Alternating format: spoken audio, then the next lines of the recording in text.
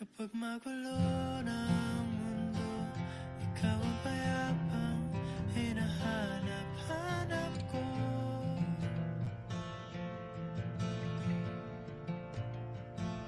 Kumakabog na naman ang dibdib.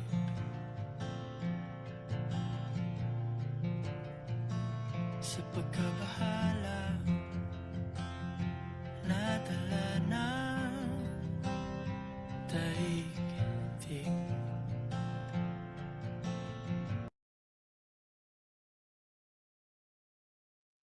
Hello po. Good afternoon, everyone. Magandang hapon po sa inyong lahat. Hi! Naririnig po ba yung audio ko ng mabuti? Kapag po naririnig ng yung audio ko, pakisabi po sa chat, ang ganda mo. Ang Yes, sobrang ganda. ganda. Wind blow. Good Wind blow ng buhok. afternoon. True! Ang ganda mo, ang ganda mo.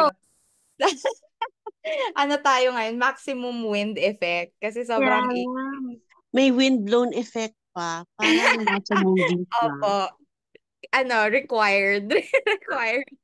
Ayan, good afternoon po sa inyong lahat. Tayo po ngayon ay 20 na in the Zoom room, pero we expect more kasi sa ating Viber GC of the participants, we have 48 members doon sa Viber GC. Pero ang total po na sign-ups ay 91. So meron po tayong 91 people na sinendan ng invitation for today's participant briefing. And before we start, I just want to thank everyone. Maraming salamat po for allotting 2 to 3 hours of your time this Saturday afternoon to attend today's participant briefing for our May Tao po sa EDSA Community Walk on Monday, May 26. And yes, for those who aren't here, ang atin pong magandang Haya Bendanya ay nagre-record po ng Zoom meeting. So they will also have a copy of this because very important yung mga pag-uusapan natin for today's participant briefing. Apart from knowing about the activity, a big part of the briefing will be about what we will do on Monday so that we will stay safe and healthy at hindi magiging kwento na lamang. Ayan. Ako po ay, sa mga di po nakakakilala sa akin, ako po si Abs. I'm the active transport lead of Move as One Coalition. And ako po ang inyong magiging facilitator for today's video. Ayan. So, sige po, mag-umpisa na tayo. To start this, uh, sorry. Ayan.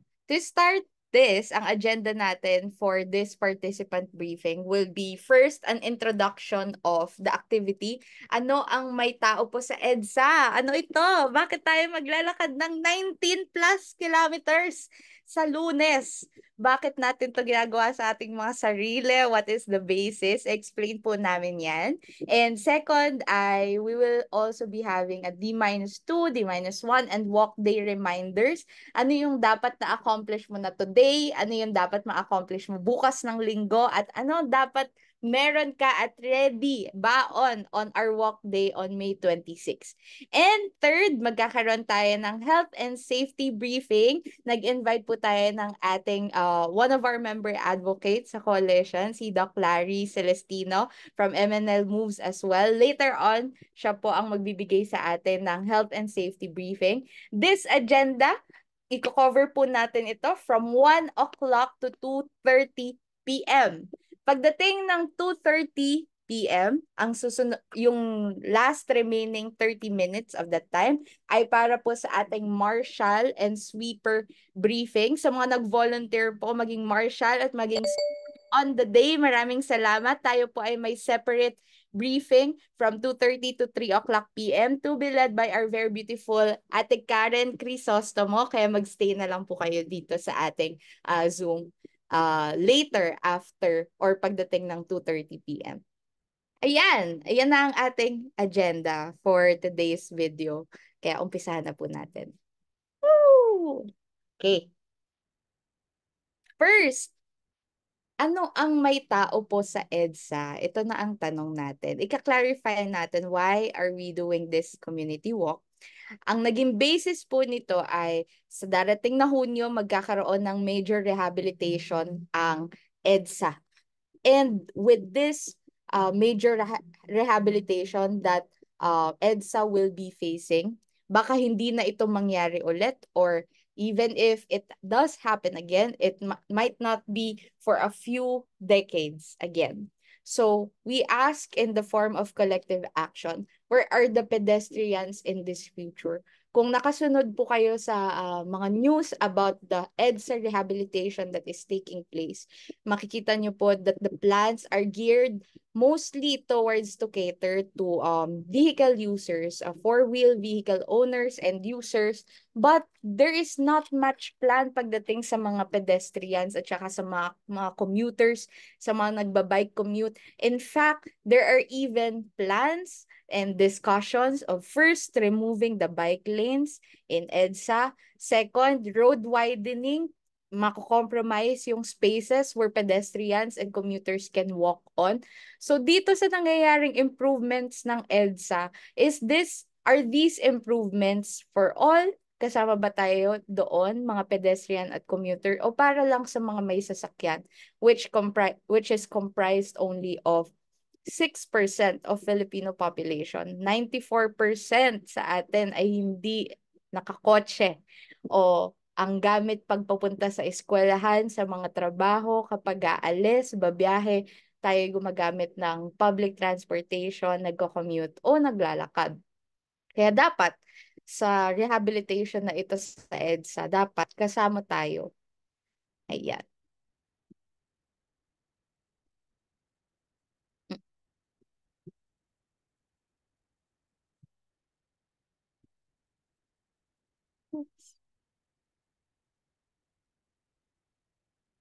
Okay, ang dami nangyari.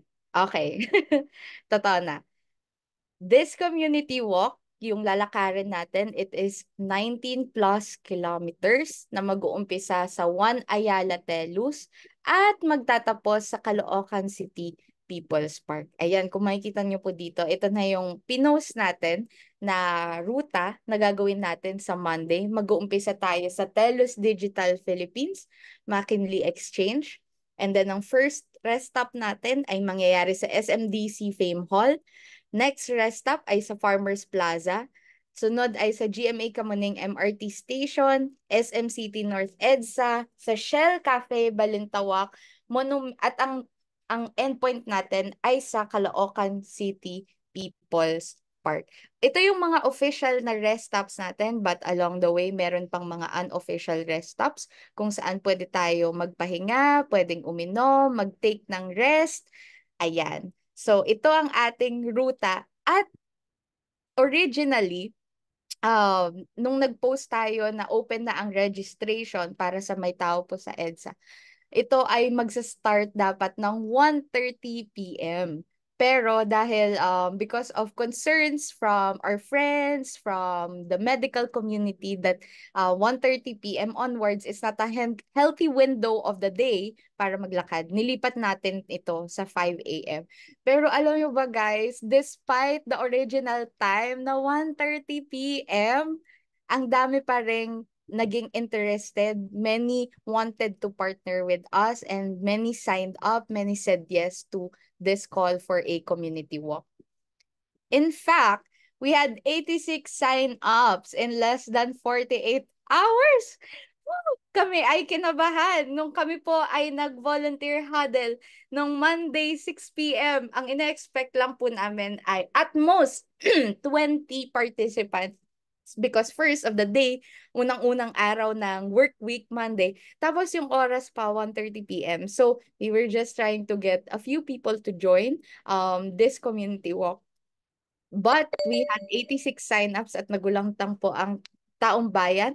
And after the meeting, may nakalusot pa pong mga 5 people. Kaya we have a total of 91 sign-ups for may tao po sa EDSA.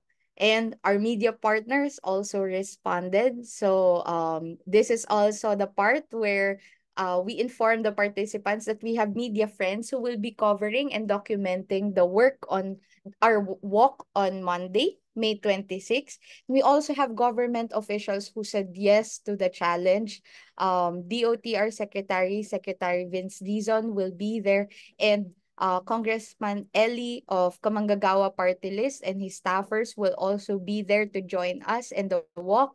And then we also have civil society organizations and businesses who said yes and wanted to support this cause, itong gagawin natin sa Monday.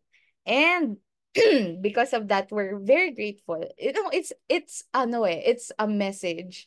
Um, it's somehow a communication that many people are interested, many people are concerned about the rehabilitation of EDSA that is taking place, and concerned na parang hindi kasama yung pedestrians or commuters into consideration when doing the major rehabilitation in our major thoroughfare. And so we are touched. Touched. Ayan. And since for this part, since we are disclosing that we will be covered by the media and we have government officials who will be joining us, tama yung sinabi ni Haya, even if we have VIPs, let's treat them as everyone else. Paano po yung touch? Ganon. Na-touch tayo. Ganon. We will be treating them the same way lang. Kung paano tayo magtuturingan as participants, we will allow them to join the walk as fellow participants as well. So, let's treat them the same way we would treat each other. And when it comes sa ating CSOs and business partners, speaking of that, itong ating partners for the walk.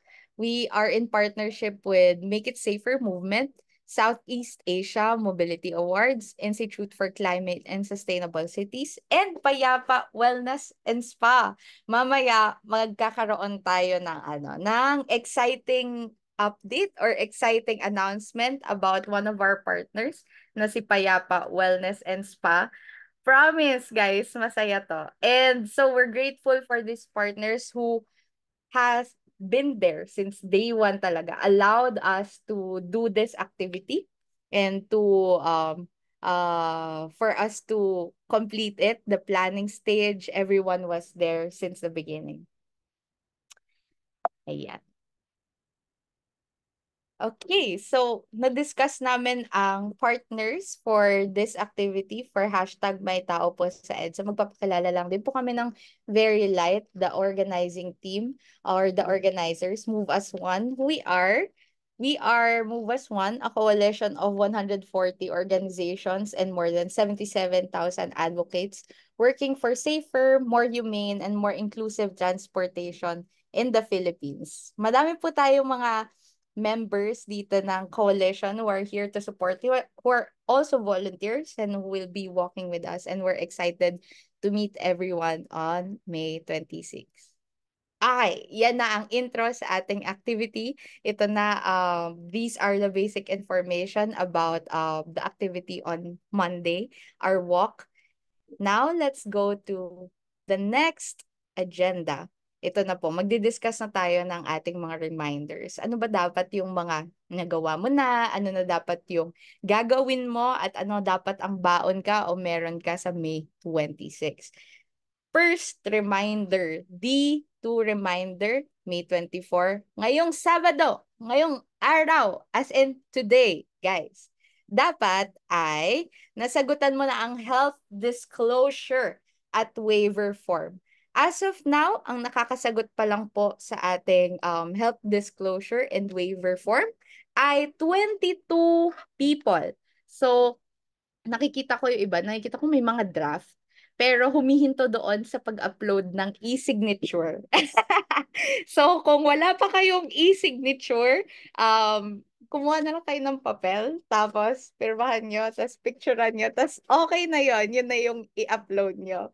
So, natawa ako na yun, dun sila humihinto. Pero it's really important na masagutan yung health disclosure at waiver form. First, yung information that you will be giving us by answering this form. This will already serve as our attendance sheet on on Monday that is comprehensive and contains all the information relevant to your health, what you disclosed, and your waiver and your consent. Kung nakita nyo na po, nabuksan nyo na po yung form, you will see that it's very comprehensive or very detailed. We are asking for information such as medicines that you've been taking, or symptoms or injuries that you may have experienced in the past few weeks or past few months. We're also asking if you have health concerns, including if you have hypertension, if you have asthma, if you have heart problems as well. The reason for that is we really want to highlight that on Monday, hindi tayo para mag-power through. Tayo po ay safety first all throughout, from beginning to end. Safety first talaga. And this will help us, the marshals, the sweepers, the medics that will be in place to really help you if ever magkakaroon ng situation that will be needing their response. So this will certainly help us, the information that you will provide to us. Kaya kung di mo pa nasagutan, hindi ka pa nakapag-e-signature, scan the QR code right here. Ayan, scan nyo lang. Ching, ching. Tapos mapupunta kayo sa Google Form. And please, final reminder before I move on to the next slide, please be honest po sa inyong mga health disclosures. Alam ko po, baka iniisip nyo pipigilan namin kayo na maglakad, ganito, ganyan, o pagbabawalan namin kayo. But this will really help us to respond better, to provide, to prepare better on Monday. Kaya maging honest lang po tayo. Wag lang tayo magtago, okay, ng ating mga health concerns. Alright. So ano pa ang dapat na-accomplish mo na for today? Dapat, by today, ngayong araw, nakasali ka na sa May Tao Po sa EDSA Strava Club. Ayan, ang aarte natin. Meron tayong Strava Club na ginawa ni Kuya Arnold. And if you want to document the 19 plus kilometer walk on Monday using Strava, tapos i-my day mo, i-post mo, ganito, ganyan. Ayan, sama na kayo sa ating Strava Club. Just scan this QR code right here. Ang ganda-ganda. And it will take you to our Strava Club. Kung wala pa kayong Strava, you may download it through the Google Play Store app. And Google Play Store app, and pwede nyong i-scan yung QR code through that app, or pwede rin via the camera, via your phone camera. So, ayan. Kung wala pa kayong Strava, ako, first, feeling ko yun yung magiging flex ko. First time kong gagamit ng Strava at ang madodocument kagad is this 19-kilometer walk. Ang ganda-ganda. Super. Ay, yes. Same, Valerie. Such a flex. Same. Unang walk, tapos 9 kilometers agad ang madodocument. Alright. So, go ahead. If wala pa kayong Strava, i-download nyo na yan. At sama-sama tayo mag-join ng Strava Club. And ito na, yung fun and awesome update namin, announcement from one of our partners na Payapa Wellness and Spa. If you will be participating, kailangan ngayong araw na ito, nasagutan mo na ang consent form for your 20% Payapa Spa voucher. Why consent form? Because the vouchers will come in SMS form. So we need your consent na to give us your mobile number and for us to forward your mobile numbers to Payapa Wellness and Spa para maibigay nila sa inyo yung 20% voucher. Friends, promise, ang saya dito. And if you want to follow them on Facebook, ito ang kanilang Facebook page, Payapa Wellness and Spa. Just give them a like and a follow. And for more information about them, aside from the 20% discount to all attending participants, magkakaroon din ng 5 lucky winners of 945 pesos voucher. Nasa voucher? What if ano na lang? 4 lucky winners. Hindi na 5 lucky winners. 4 na lang, guys. Mine na yung isa. Pero we have 5 lucky winners of 945 pesos vouchers. Because what's better after a 19-kilometer walk than a full-on body massage in one of the most tranquil spa centers in town? So hurry and sign up. Make sure na you give us your consent para ma-forward namin sa inyo ang 20% discount voucher. Woo! Okay. I think this is that's the end of our D2 reminders for today. Yung tatlong yon dapat natapos nyo na today. Dapat nasagutan nyo na ang forms for our health disclosure and waiver form. Nakasali na kayo sa Strava Club. At nasagutan nyo na ang consent form for your 20% discount voucher sa Payapa Spa and Wellness. Now we go to our D1 reminders, May 25.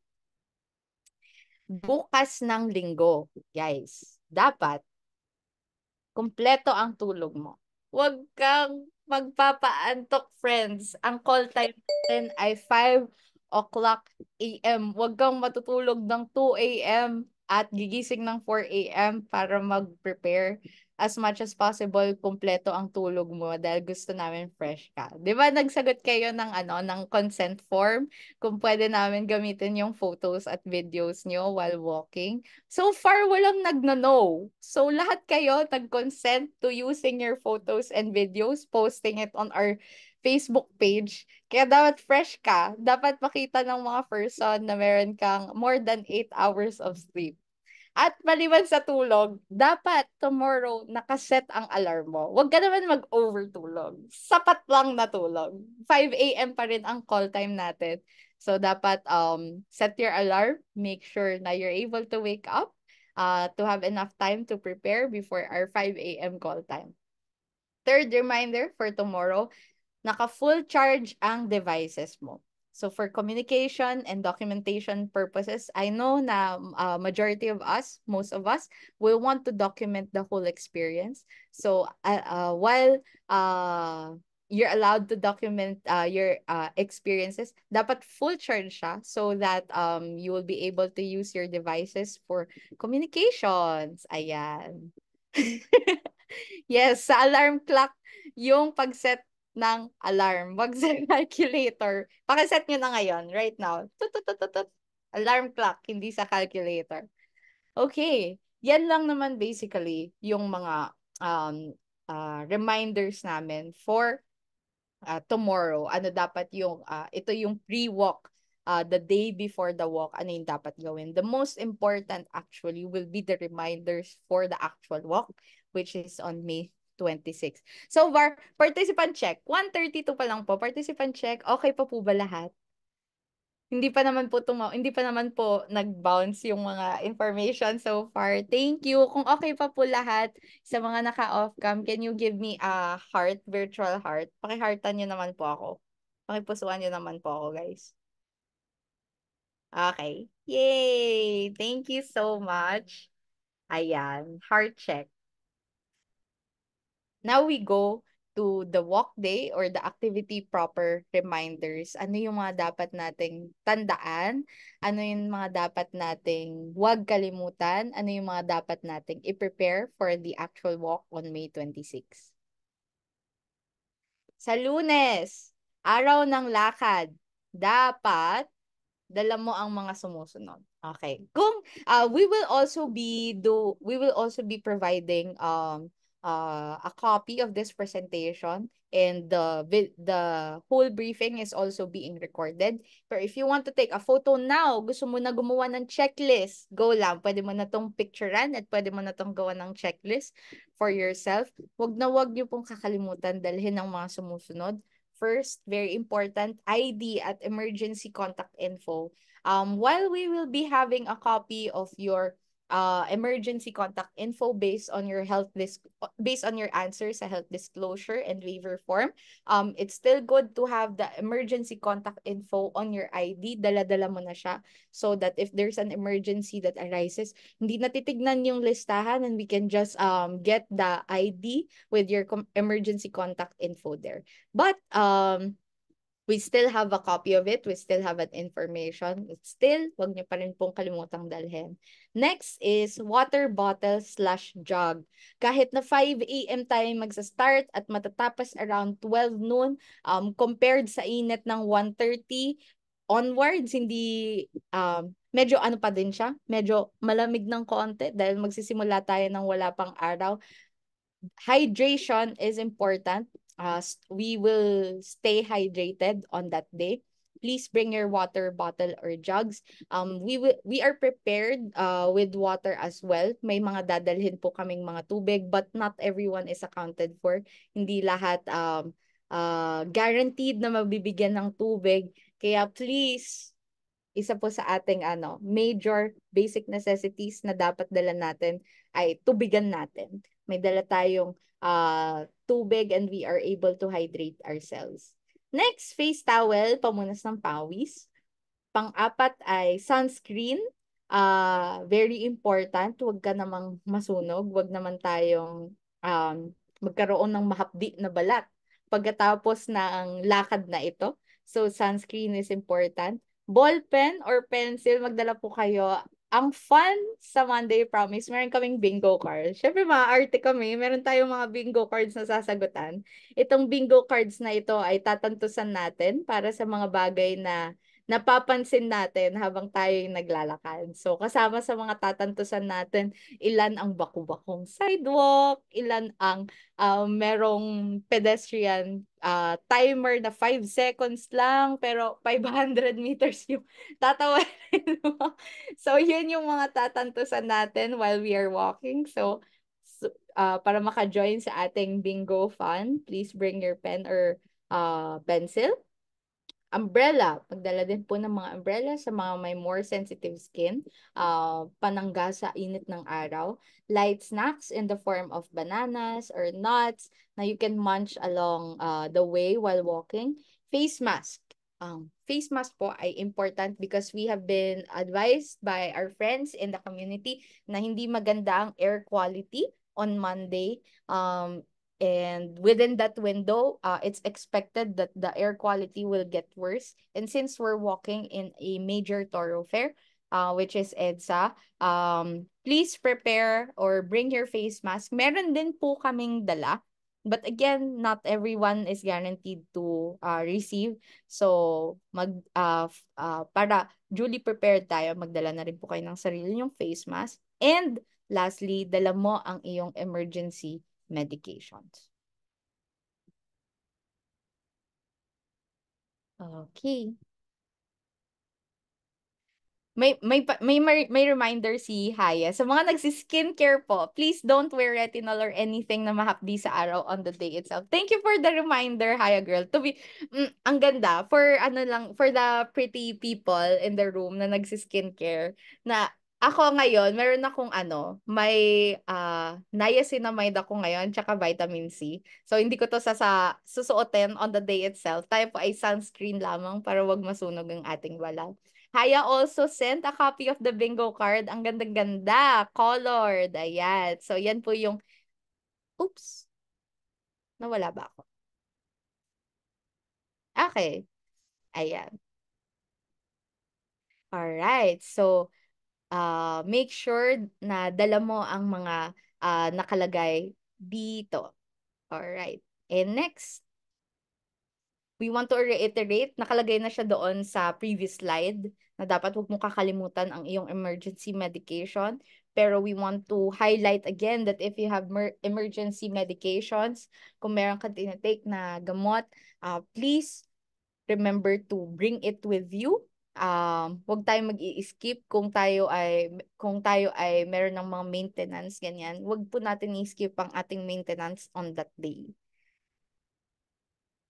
Next, nakasuot ka dapat ng komportableng damit at sapatos na kaya kang ikayod ng 19 kilometers. Ayan, highlight na komportableng damit sapatos na kaya kang ikayod. There are questions sa ating GC sa past few days kung meron daw bang color coordination, ganyan, may required color ba tayo on the day itself. Pero wala tayong kulay na required, no worries, kasi baka mahirapan pa yung mga participants maghanap ng ganong certain color.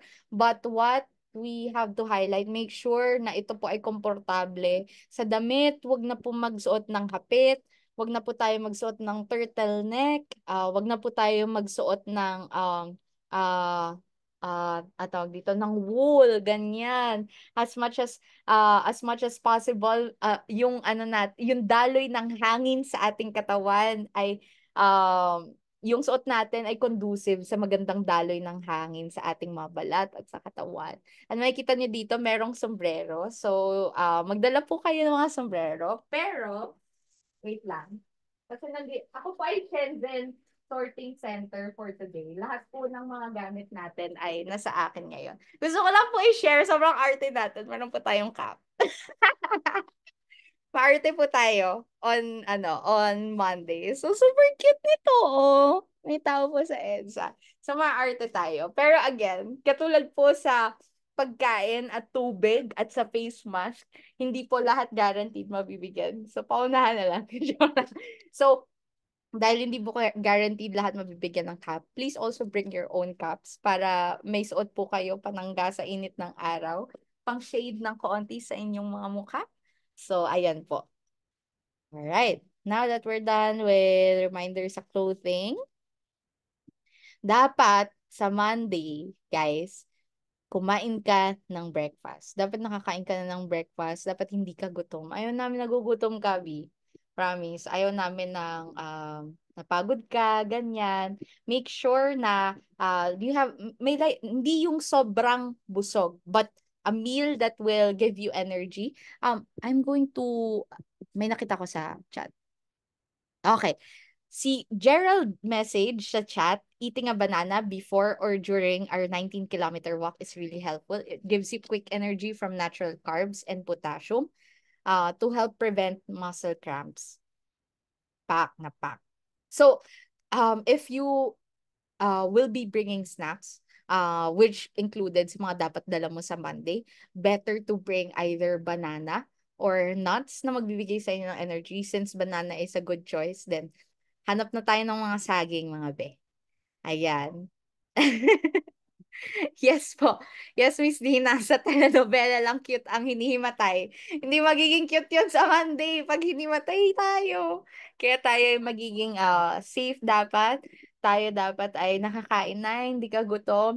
Kung nagfa-fasting ka, nag-intermittent fasting, hindi iyon ng oras at hindi iyon ng araw. Kung ikaw ay naka-OMAD, 1 meal a day, hindi rin po iyon ng araw para mag-OMAD at 1 meal a day.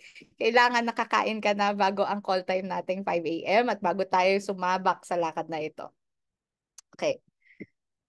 Next, stay in a single file and prioritize safety. So, based sa ruta na shinare ko kanina, our volunteers from mismo identified yung majority ng lalakaran natin will require us to stay in a single file. Lalakad tayo ng isang linya lamang. And because of that, our marshals and sweepers will be briefed about it later, will be oriented about it later. Pero ngayon pa lang po, even if you're not a volunteer sweeper or marshal, it is up to us na sumunod sa ating volunteer sweepers and marshal at manatili pong nakapila na nasa isang linya lang po tayo habang naglalakad. And of course, while we stay in a single file, we will always prioritize safety. Later on, we will discussing more and highlight pa po kung how we can make the activity safer and how do we prioritize safety, how do we listen to our bodies. That will be discussed more extensively sa next ating agenda. Okay. Next slide.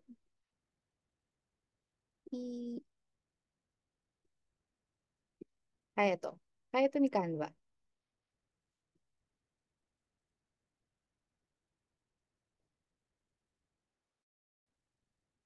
Oh no. Okay, wait lang po. Technical difficulty. Please give me 1 minute. I-restart ko lang po ang window. Di po kinaya ng elements. Ang arte kasi ng mga elements natin gumagalaw-galaw pa. Ako din naman naglagay. So, edi ako na yung maarte. Ganyan. I-restart ko lang po ang window. 1 minute lang po talaga. So, 1:44 na. Pag 2 minutes na, boo.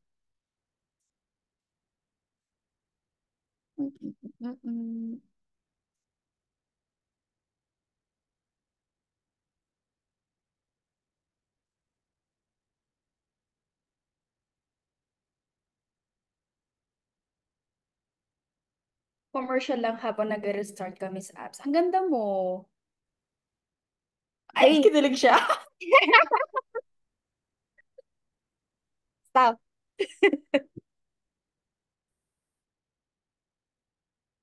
Okay, ito naglo-load na.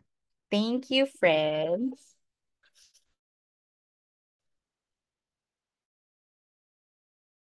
Tayo po'y magbabalik. Ang feeling ko ito yung Viber dahil dyan quit.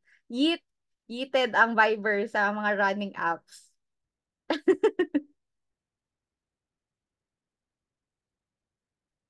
Okay.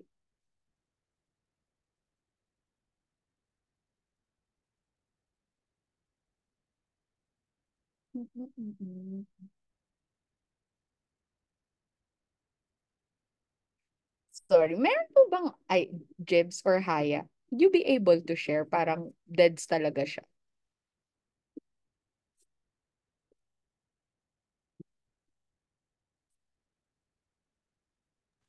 I'm sorry, ang phone ako. Ayan, okay lang. Try Okay ko, lang. try. Oh, ito na. Ay, okay na. Sige. Back up na lang ako in case. Thank you so much. Kunwari, hindi nagchat-chat sa Viber. Nagpanic. The panic you panic. Okay, ayan na. Kita na po ulit yung slides na. Okay. Thank you. Alright. Diyan tayo natapos. Stay in a single file and prioritize safety at all times. Next, reminder, on Monday, dapat guys, magbaon ng pasensya at kindness. We recognize that our pacings will be different and that's okay. So, sa araw ng lakad natin on Monday, tayo po ay marami. We are plenty kung the turnout will be 20 to 30, that's still a lot of people. And the pacings will be different. The pace of others will be slow or the pace of others will be fast at first, tapos kailangan mag-pause, kailangan mag-take ng quick break. And I know the difference in our pacings will challenge our patience, lalo na kung ikaw ay naturally fast walker. But the walk on Monday is not a race. It is a community walk. Kaya ang request po namin sa bawat isa, even if we have our differences, well, even if we have our differences, meron tayong pasensya at kindness sa bawat isa. So let's look out for one another. And at the same time, extend patience. Pagpasensyahan nyo na po yung mga yung mga kailangan magpahinga, especially for the short people with short legs. Some of them are surprisingly fast walkers, sabi ni Kaya. Parang Mr. Krabs, pero madami-dami pong slower ang pace. Ayan. So, that's one of our reminders on Monday. Next, reminder. Dapat kilala mo ang sweepers at marshals. So, sino ang sweepers at marshals? Meron ba silang mga name tag? Meron ba silang biben na nasa ibabaw ng kanilang mga ulo? Yung mga marshals and sweepers po natin on Monday will be wearing a neon-colored vest. So, ito po ay neon green ang kulay. Mga naka-vest po sila. At sila po ay magbibigay sa atin ng instructions. Sila ay mag-guide sa atin and will try their best to make sure na everyone is accounted for, everyone is guided. So, make sure na tayo din po ay mag-extend ng patience sa ating mga sweepers at marshals as they will be doing the instructions na ibibigay sa kanila during the briefing later. Okay. Next, on Monday, dapat makinig ka sa katawan mo. Listen to your body and don't power through. Wag na wag, friends. Hindi ito sa Monday kung ikaw ay strong, independent woman na laging nagsasay yes at nagpa-power through. At kung ikaw din ay isang lalaki na never humindi, matikas. Hindi ito ang oras para mag-power through, guys. Because if you feel like your body is saying you need rest, kailangan mo mag-pause, kailangan mo mag-stop, mag-take ng break, we will very much do that. Makikinig tayo sa ating mga katawan on that day. Hindi natin ito ipagpapasawalang bahala. Ayan. And since this is our reminder, tama. Sa ano lang tayo, telenovela lang telenovela lang cute mahimatay. And since this is our reminder for on Monday, we want to make sure that this is highlighted. Ang pakikinig sa ating katawan at hindi pagpa-power through. We will be talking more about that later. And next reminder for Monday, for our walk, sama ka sa lunch. We have a lunch gathering at the last stop sa Caloocan City People's Park. Care of our welcoming team, guys. There will be people or there is a team na assigned to celebrate with us. Pagkatapos nating lakarin ng 19 kilometers, ayan, sila po ay welcome na tayo with big smiles. Wow, big smiles. And there are prepared packed lunches as well. Pero while we did prepare some, we prepared a number of packed lunches. Not all will be given. Katulad ng water, katulad ng face mask kanina, katulad ng caps as well. Since it's hard to ensure ko ano talaga yung number of the turnouts, all are limited supplies. Kaya hindi po lahat mabibigyan even here sa lunch. So, ang invitation namin is dala ka ng food, tapos sabay-sabay tayo mag-debrief pagdating natin sa Caloocan City People's Park. So, ang ating catering team po, kasama si Jibel at Miss Dina at si Sir Robbie, may mga dala po silang mga although limited, may mga pabanigyan sila, may mga upuan, ganyan. But even if hindi kasya yung mga dalang yon, since we will be stopping, ang endpoint natin ay Caloocan City People's Park, may mga Bermuda grass naman doon. So parang luneta na lang tayo na nagde-date doon habang nagde-debrief at ini-enjoy ang presence ng bawat isa. So, ayan. Alright. Next, okay. So, babalik lang ako dito. We're very serious about safety on Monday. Let's listen to our bodies. Let's not power through. And for our reminders and for our health and safety briefing, as mentioned a while ago, this is very important for us. And this will be, we will be briefed. Wow! We will be briefed about listening to our body. And the briefing will come from one of our member advocates as well as from Manila Moves, si Doc Larry Celestino. Good afternoon po, Doc Larry. Ito na po ang time for the health and safety. Thank you so much po for joining us. I will turn over the virtual floor kay Doc Larry.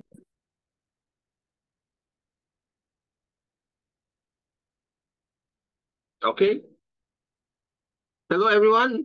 I'm Larry Celestino from MNL Moves. Narinig niyo ba ako? Does everyone hear me?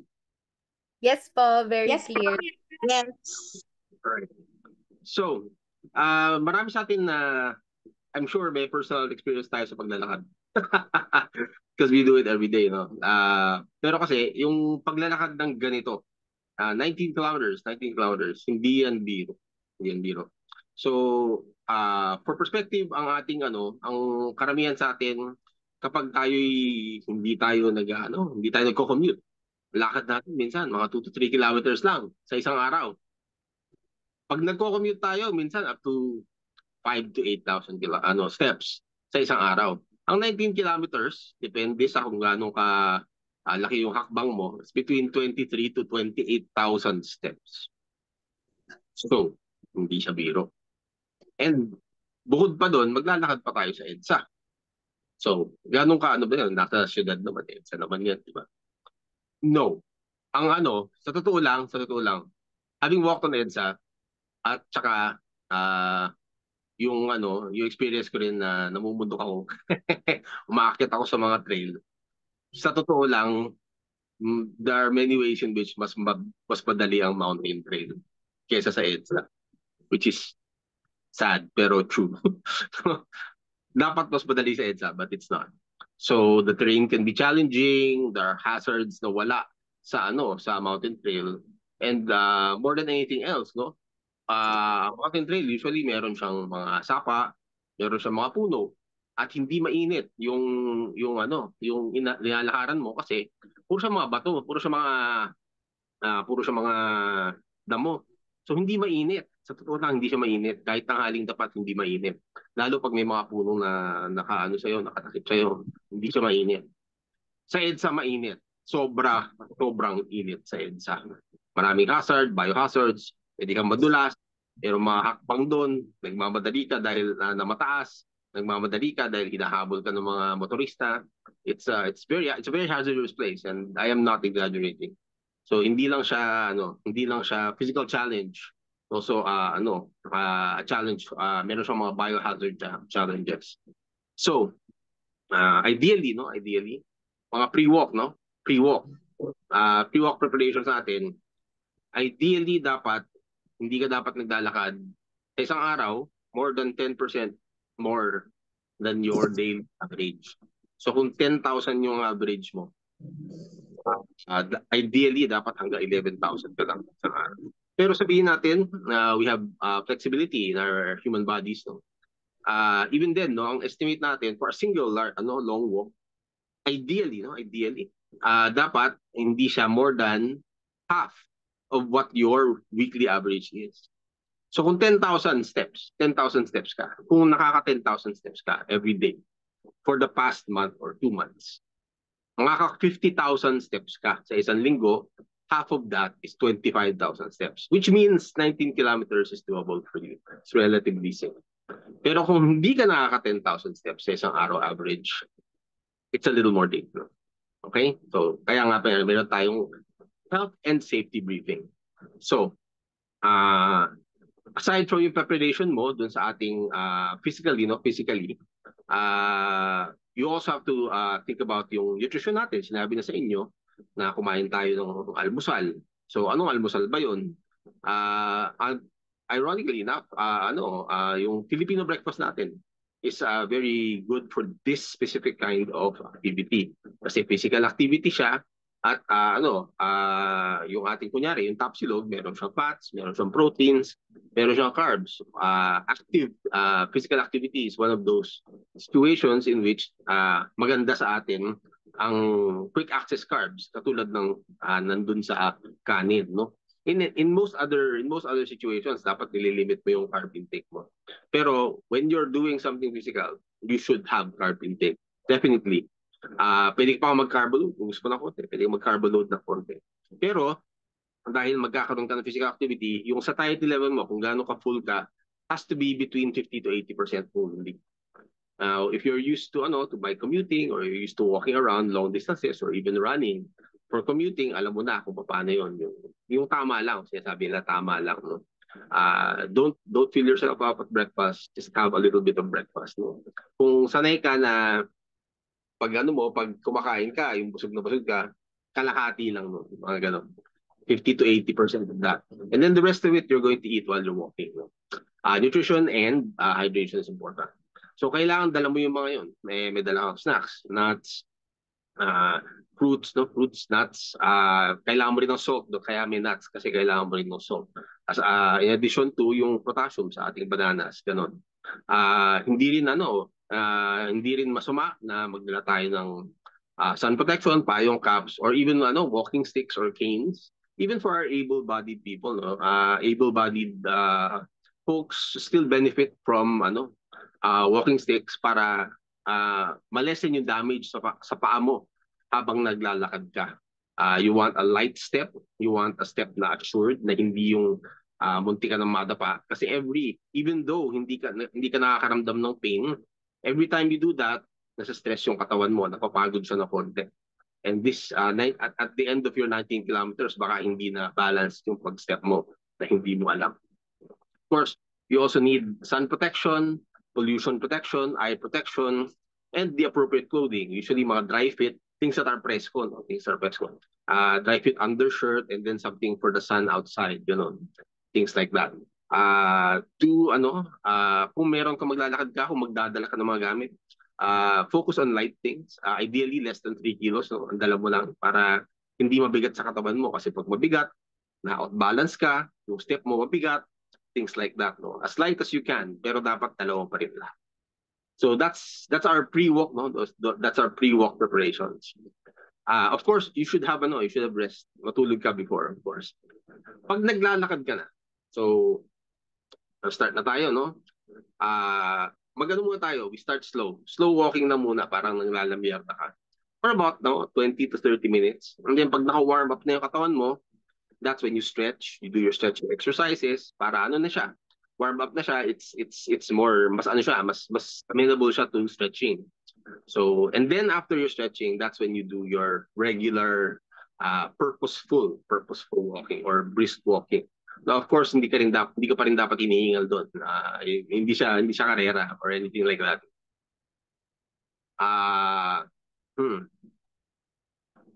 Pag naglalakad na kayo, ideally you should be drinking 100 to 200 ml of fluid for every 20 to 30 minutes of walking. So, kung ayaw mo uminom every 20 minutes, pwedeng every hour, mga 300 to 500 ml. Isang bote per hour. Huwag mo hihintayin na mauhaw ka. Kasi pag nauhaw ka na, medyo nauhuli ka na noon. Lalo pag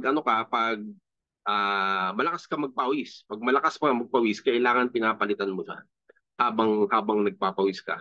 Kasi pag hinayaan mo, hindi mo siya pinapalitan at nauhaw ka na, pag ganon, kailangan mo na magpahinga at mag-replenish at mag-absorb ng fluid bago ka lumargaw. On that note, no, importanteng magpahinga. Okay, rest as needed, as you need, pero also, wag kang hindi nagpapahinga. That is not good. So, dapat nagpapahinga ka not only para magkaroon ng reset yung muscles mo at yung joints mo, but also kasi pag naglalakad ka, whether you like the activity or not, yung katawan mo gusto niya yon. So nagre-release siya ng adrenaline, nagre-release siya ng endorphins. Marami kang mga bagay na hindi na nararamdaman pag gano'n. So na-sprain ka na pala, hindi mo pa nararamdaman. Meron ka na palang knee joint issues, hindi mo pa nararamdaman. Kasi yung katawan mo gusto niya maglakad eh. So you should rest, gano'ng kadalas? Siguro mga 10 minutes every hour. Just let your body cool down a little bit para bumaba yung yung exercise endorphins. Tapos pakiramdaman mo yung katawan mo kung may masakit. Dapat pagkatapos ng isang rest period, pag naglakad ka uli, you feel stronger, you feel refreshed. Pag naglakad ka after a short period of rest and you feel more fatigue, mas pagod ka. Nung tumayo ka, mas pagod ka kaysa nung umupo ka. Pag ganun, siguro stop na tayo pag gano'n. So nadadamage na yung katawan mo pag gano'n. Kasi yun nga, may pain ka na eh. Pag may pain, ibig sabihin may damage na siya. Minamask lang siya nung adrenaline and endorphins mo. So pag tumayo ka, mas pagod ka, mas masakit kaysa nung naupo ka, stop na tayo pag gano'n. So especially for mga tao na may diabetes, kailangan i-inspect nyo ang inyong paa. Kung nagkakaroon kayo ng mga sugat or mga bruising during your walk. Yung mga tao may mga arthritis, meron talaga silang arthritis na ginagamot nila, maybe do not exceed your yung walk average yun 10%. Yun, medyo strict yun kasi pag meron ka ng arthritis tapos naglakad ka ng more than what is recommended by our sport medicine, yun nagkakaroon ka ng mga bursitis, nagkakaroon na lumalala yung osteoarthritis mo. This can lead to serious health issues. So, pag ganon, if you already have arthritis, no more than 10% of your daily average, please.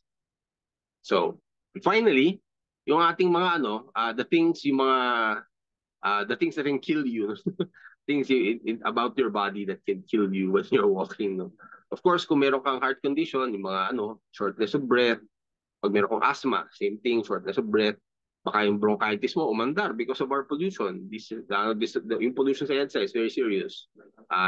Yung mga tao doon, mga nagbomotor, yung mga nakikita niyo yung mga nagbomotor, they buy what they can, no? Nagtatakip siya ng mga it's not because sa mga ayaw nilang ma-identify ng traffic enforcers.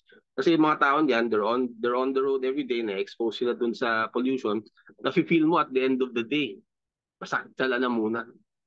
Parang namamaga, parang nagkasakit. It's because of the pollution, ang kapal-kapal sa EDSA. So, do have your protection, no? Do have your protection. And ayun, aside from all of those things that are specific to an individual, in general, the 4 things na kailangan nating bantayan pag naglalakad tayo sa Pilipinas is sprains, at yung dalawang madalas mangyari pag mga people who are exerting unusual amounts, no, na hindi sila sanay, is heat exhaustion and heat stroke. Heat stroke, definitely may namamatay dyan. And professionally speaking, ang iniisip ko is pag yung mga taong nakikita natin na bigla na lang daw namatay after walking or exerting, minsan nagbabike, bigla na lang daw namatay. I suspect that that's heat stroke. So pag gano'n, ano bang inaano natin? Ang heat exhaustion ay heat stroke, ay ito yung mga nangyayari pag yung katawan mo ay hindi na makakope dun sa klima natin at dun sa kondisyon, lalo na init sa EDSA at napaka-humid sa EDSA. So hindi na siya makakope, hindi niya na kaya, nag-fail na yung mga systems. Of these 2, the heat stroke is the life-threatening one. Pero kahit heat exhaustion, papunta na kasi yun. Pag meron ka ng heat exhaustion, papunta na yun sa heat stroke. So, how do you know? How do you know meron kang heat exhaustion? Pag yung pag nanlalamig na yung pawis mo, ganun. Pag nanlalamig na yung pawis mo, kinikilabutan ka, nanlalamig yung pawis mo. Kaya bigla na lang yung pawis mo, bigla kang tumatagaktak ng pawis, hindi mo naiintindihan. Or meron kang feeling mo parang faint or lightheaded. Feeling mo nahihilo ka or parang super pagod ka na hindi mo maintindihan, bigla na lang super pagod. Minsan, pag pinupulsahan mo yung sarili mo, pupulsahan mo yung sarili mo, parang wala kang makapa. Or parang mabilis na parang mahina. Pag gano'n. O kaya naman, nagka-cramps ka or nagsusuka ka, that could be heat exhaustion. Most commonly, that's heat exhaustion. Pag gano'n, definitely, hindi pa siya kadala-dala sa ER, pero siguro, maupo ka muna. Maupo ka na medyo matagal-tagal, magpahinga ka. Worst case scenario, you can take a bus to Caloocan and then meet up with everyone there, no? Pero kung heat stroke, go to the ER. Pag heat stroke, definitely go to the ER. Kasi yan ang life-threatening yung heat stroke na yan. So heat stroke, even though may pawis ka, mataas yung temperature mo, para kang may mataas na lagnat. Okay? O kaya naman, natutuliro ka na. O kaya naman, kanina nagpapawis ka, bigla huminto. Hindi ka na nagpapawis. Init na init yung katawan mo. Heat stroke na yun. O kaya naman kanina normal ang pawis mo, tapos biglang tumatagaktak yung pawis mo, tapos ang init-init mo. Ang katawan mo, para kang super nilalagnat. Heat stroke. Pulang-pula yung mukha. Yung paghinga mo, kahit nakaupo ka, hindi na bumabagal. Yung heart rate mo, kahit nakaupo ka lang, hindi na bumabagal. This is why the resting is important. Para malalaman mo, you should monitor your own body. You are the best judge of kung ano yung nararamdaman mo. Definitely monitor your own body. And of course, yung ating sprains and strains, obvious naman pag meron tayong sprain. Minsan, yun yung pinaka-obvious na hindi tayo makapaglakad. Pero even small sprains can be, pwedeng mag-develop siya ng problema later on. Minsan yung mga nararamdaman nating damage sa ating tuhod at paa, hindi natin nararamdaman until several days after or a week after. So it's important na pag nagpapahinga ka, pakiramdaman mo yung paa mo. Masakit na ba? Masakit na ba yung tuhod ko? Pero namamaga ba siya ng konti? Meron bang bruising?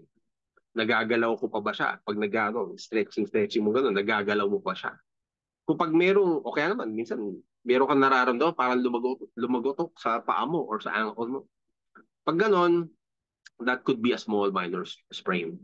And while not necessary, always necessary siya i-treat medically, minsan kailangan mo na siyang ipahinga.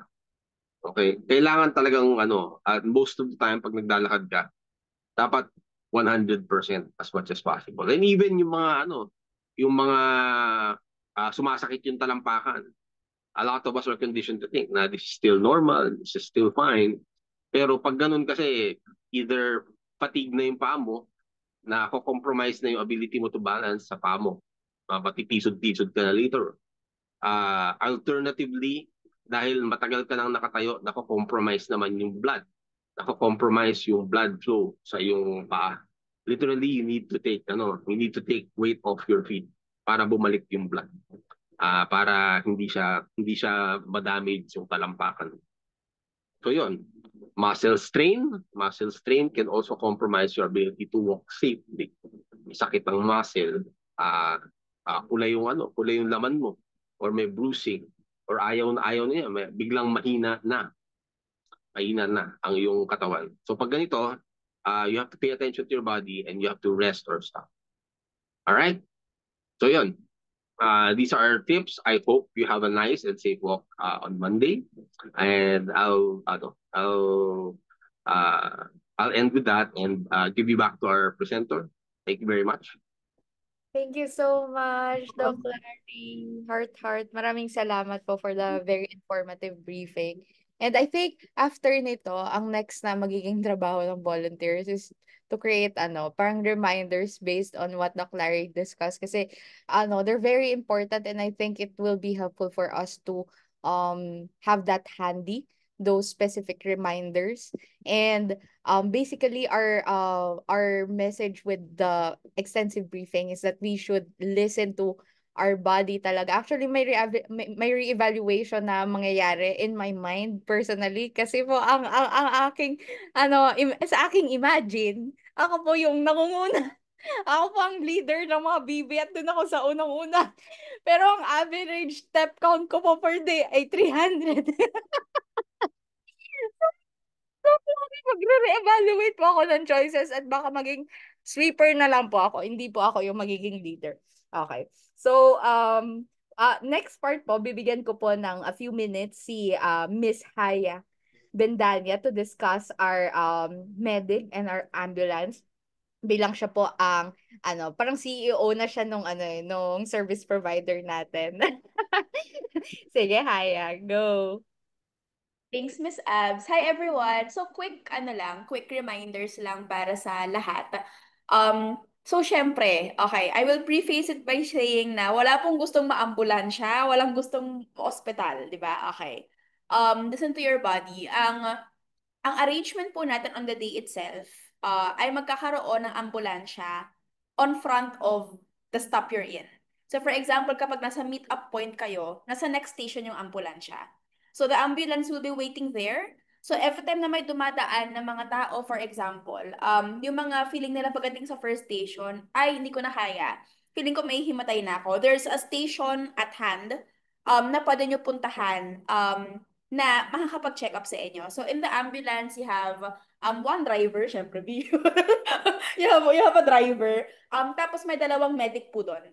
Medic first aiders, meron din sila mga equipment sa loob ng ambulansya as a mobile first aid clinic in case po na may mga kailangang emergencies. So, kapag sa tingin nyo po hindi na kaya, okay lang, nasa first station lang kayo tumigil. Okay lang, sa second station kayo tumigil. Okay lang na ma-halfway nyo lang yung buong 19 kilometers. There will be an ambulance up front para ma-make sure na nakita nyo yung ambulansya. Okay, baka pwede na. So, reminder din siya to reassess yourself at every station.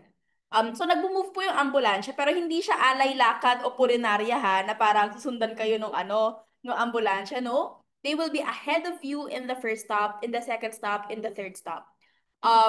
So yun po yung arrangement sa ambulansya. But ang inoffer din po nung ating ambulance provider, so the red light services, ay kala mo may commission eh. Red light services po yung ating ambulance provider. And initially po kasi ang offer nila ay 2 ambulances, pero hindi afford ng budget ng for the activity instead they offered na magkaroon ng motomedic. So there will be someone who is also a first aider driving a motorcycle. And every time po na may kailangan ng help, may kailangan ng tulong, halimbawa, sila po yung sila po yung pupunta sa inyo para ihatid kayo sa ambulansya. If that makes sense. So halimbawa, nasa first station na yung ambulansya, tapos may nahimatay, may delikado bago pa man makarating sa first station. Parang midway, halimbawa, on the first 3 kilometers, tap out na siya, pero kailangan niya magpa-check kasi hirap siya huminga, nag-hyperventilate siya, pwede siya ma-heat stroke, etc. So, yung ambulance service po, tatawagan yun, they will send the motomedic to fetch you and then i-bring you back to the ambulance station. So, motomedic siya para pagtingin niya ma-assess niya agad kung ano yung needs mo. Kasi baka naman kailangan lang ng pahinga. Pero kapag emergency, bring you either to the ambulance for first aid or if kailangan nyo ng higher level na treatment, bring you to the nearest hospital. So, luckily naman po sa Metro Manila ay madaming hospitals. So, hindi siya gaya ng probinsya that the hospitals are very far apart. Sa Metro Manila naman po ay iba-iba at marami yung ambulansya, yung mga ospital. So there are different choices and points for safety na pwede pong isend sa inyo. But again, these are safety nets. Hindi po siya yung goal natin, okay? Hindi natin goal na may maambulansya, hindi natin goal na may isend yung motomedic natin sa ospital. These are just precautions. In case po that worst comes to worst, there is a medical help on standby. So yun lamang po, meron tayong safety point persons on the day itself. So I will forward yung number nila doon sa volunteers chat natin para hindi naman buong publiko alam yung number nila. They are in direct coordination with Red Light Services. So in any case, please keep that number on your hand ready. The sweepers also will be there. So the sweepers can coordinate directly with Ron and Patty. Yun po yung name ng ating safety protocol officer. And they can send someone in if ever sa sinesweep na grupo ng ating sweepers ay meron pong kailangan ng medical attention. Yun lamang po. Balik ko po, pabalik kay Ms. Abs. Thank you, Miss Ma'am. Ayan. So those are our ambulance and medic services in place on Monday. Tama yung sinabi ni Haya, hindi natin goal na may mangyaring emergency or may maambulansya, but these are our safety nets. Ang pinaka-the best pa rin talaga is for us to listen to our bodies and to respond to it, kung ano man ang sinasabi niya. Now, with that being said, there are a few more before we go to the Q&A portion for the last few minutes of our briefing, how can we make it even safer? Paano pa natin siya mas magiging ligtas? These are from our these reminders come from one of our volunteers, si Kuya Arnold, prepare na ito, and I feel like these are some reminders na is also very important for us to take note of. So, sa paglalakad po natin ay meron tayong mga madadaanan at aakyating mga footbridges. So when climbing up or down the stairs, always observe the 3-point contact. Ano po yung 3-point contact? Keep 2 hands and 1 foot or 2 feet and 1 hand in contact with the railing or step at all times to maintain balance. Ayan. Hindi po tayo para mag-parkour. Sa Monday, we will observe this safety precaution. Maintain the 3-point contact kapag tayo ay tumatawid using the footbridge. Use the handrails and keep your eyes focused on the path ahead. Speaking of making it safer for everyone as well, tayo po ay naka-single file lamang, nakapila. So use hand signals to alert participants behind you of any hazards. Kung merong malaking bato, kung merong malaking biyak, pwede na tayo mag-pass the message sa mga nasa likuran natin na be careful for the next step ahead dahil merong hazard na nadaanan ka na. So we can use our hand signals to alert those na nasa likod natin. Next, stay alert, avoid distractions, scan your path ahead to spot obstructions early. Now, I know many of us will want to document talaga the experience. We want to take photos, we want to take pictures of the experience and post it sa ating social media.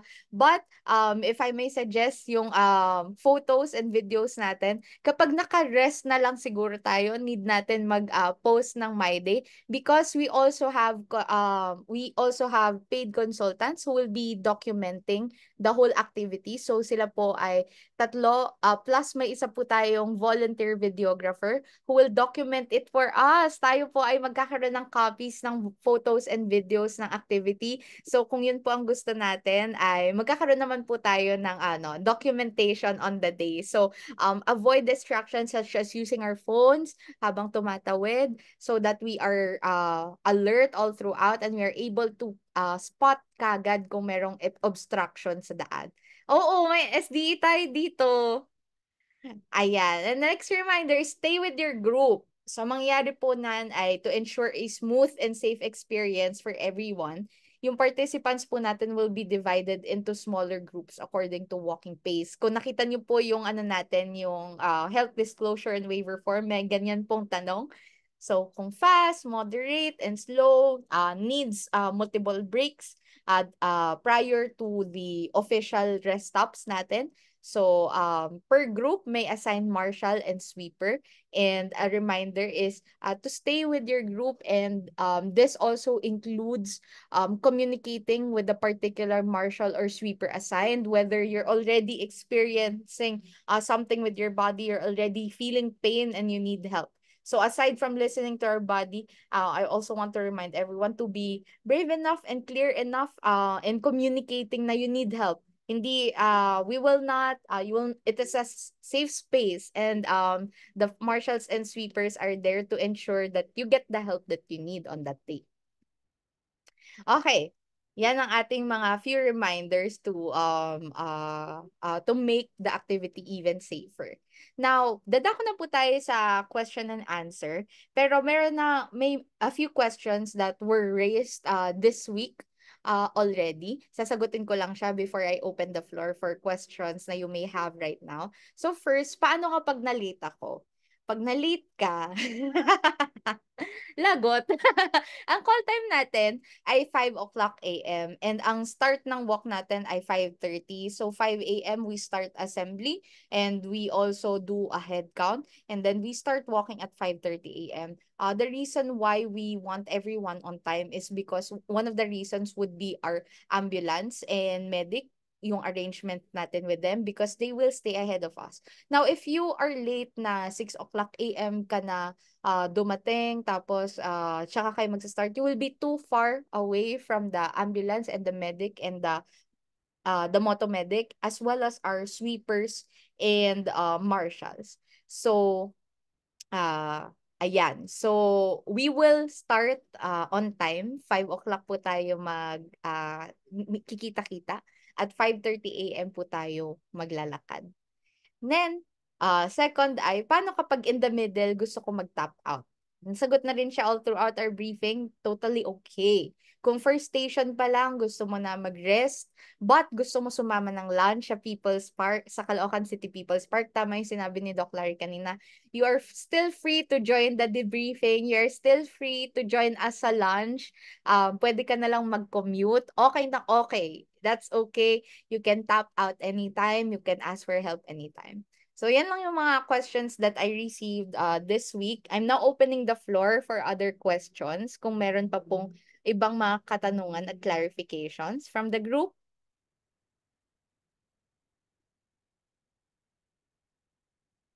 Meron pa po ba? Pwede niyo pong i-chat. Pwede po kayong mag-unmute. Feel free to unmute po.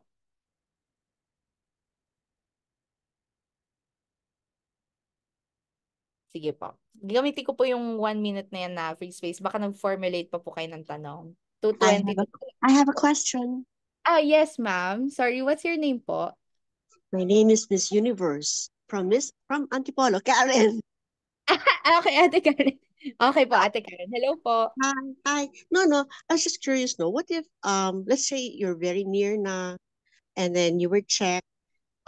This is just a question. Would someone be allowed to ride in an ambulance to the endpoint or to the next stop? I think for this, I will ask Haya to help me answer with regards sa arrangement ng ambulance. The question po, kung malapit na po sa last point, sa endpoint Yeah. po natin, will they... Or actually, not necessarily even to the, halimbawa lang, you kind of feel a little tired, pero you want to go on, can you ride, halimbawa lang, no, the ambulance from the stop number 2 to stop number 3, and then you'll continue walking, proceed walking in from stop 3, 4, 5. Hello, Ate Karen. Feeling ko po pwede naman, but I think the Mhm. medical people also in the ambulance might advise you not to Yes, continue. okay, Opo. So, whatever po yung advice nila, I think should be followed since sila okay, po yung makaka-assess ng medical condition. okay. Thanks, Ate Karen. Ate You're Kat. welcome. Any other questions pa po? Yes, Miss Dina. Hi everyone. Siguro isipin na lang natin, no, we're trying to walk EDSA on our own steam, on our own power. We are avoiding as much as possible using motor, a motor vehicle, even the ambulance. Kasi kung gagamitin natin yung ambulance sa panghatid, paano kung may mga kailangan na totoong kailangan niya ng ambulansya? So again, let's keep an eye on each other. If someone wants to continue, but we all feel that this person is, or we judge this person to be unfit to continue, then that's the time the medic will be called. Tapos, tama nga si Haya, I think the medic would be the best position to say, stop ka na o tuloy ka pa. Pero yung sasakay ng ambulance to get to the next stop, I don't advise it because we are trying to make this a walking experience. If you want to take the bus or the train to the next stop, I think that's fine. I think that will still be counted. But having a semi-private vehicle in this case, because it's an ambulance, bring a participant to the next stop, I would not advise it because someone might really need that ambulance while this person is being brought. Thank you. Thank you, Miss Dina, for the clarification. And any more questions, friends? If wala na, ang oras po natin ay 2:26. Pwede ko po ba kayong imbitahan na mag-open ng inyong cameras dahil ang next na po nating activity is for the briefing naman ng mga marshals at saka sweepers that will take place ng 2:30 p.m. So, you're still free to join kung gusto nyo pong sumama pa po sa sweepers at saka marshals briefing. Okay na okay. Pero kung, ay, yes, Miss Dina. Yeah, Ay, sorry. I just thought of something. Tama ba yung dinig ko, Abs, na yung tatlong documenters, they will receive an honorarium for documenting, no? Pero may sumama na isa na ngayong araw lang na ito. Siguro in the interest of fairness, I would like to ask if it's okay for the group to consider that one spa certificate be given to this volunteer para meron naman siyang reward, meron siyang regalo para sa pag-volunteer niya. Thank you. Thank you, ma'am. payapa Thank you for that certificate. reminder. Correct. Agree po. By the way, friends, sorry quickly, before we take a photo, kung meron pa po sa inyong gusto maging sweeper, please join the 2:30 call. So I know we've had a call for volunteers in the chat, but there might be another volunteer right here, right now, na magka-intrusive thought na, what if mag-sweeper ako? Me, you are very welcome. So we still need 3 people to actually volunteer for sweepers. So kung meron po kayong intrusive thought, may energy kayo mag-sweeper, gusto nyo pong maging a part of the volunteer movement at talagang to make sure that our companions are safe, feel free po to join the 2:30 call. Yun lang po. Sige po. Thank you, Haya, for the reminder. Yes, please. Kulang pa kami ng tatlo, friends. Okay. Pa-open na po ng ating cameras for photos. 10 seconds po to open. Ayan, ang fresh. Sobrang fresh nyo. Okay. Sige po. Waiting for more. na mag-open po ng cam. Sige po, 10 seconds. 10, 9, 8, 7, 6, 5, 4, 3, 2, 1. Okay po. Taking photos now. 1, 2, 3. Smile, everyone.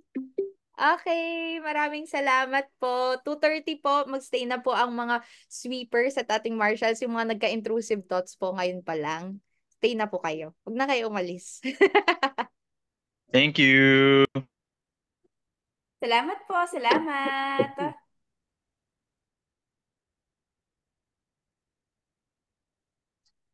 Hi, Abs. Yes po, Yeah. Miss. Oh, pasensya na late ako kasi I had to load my Wi-Fi device. Anong oras po ang call time ng mga organizers na tayo po yon? Ideally, we should be there before 5 po. For volunteers, Miss Dina, we'll do your suggestion na 4:30 a.m. na call time. Nandun na po tayo sa 1 Ayala, Telus. Okay, thank you. Woohoo. Wait lang tayo, friends, for a short while. Hintayin po natin yung ibang magjo-join. Kumain na po ba kayo ng lunch? Kumain na kayo, no? Ako din, kumain na ako. Ang kinain ko ay kape. Kape! Alam mo talaga.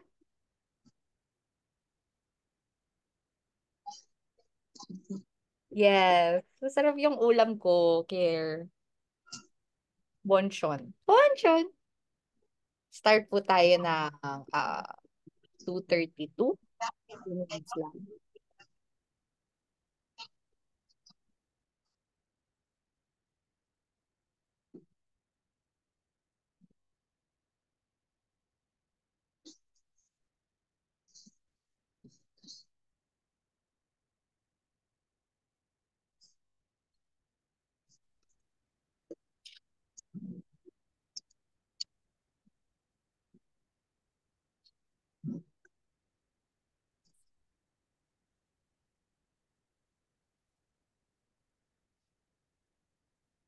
Hi, friends.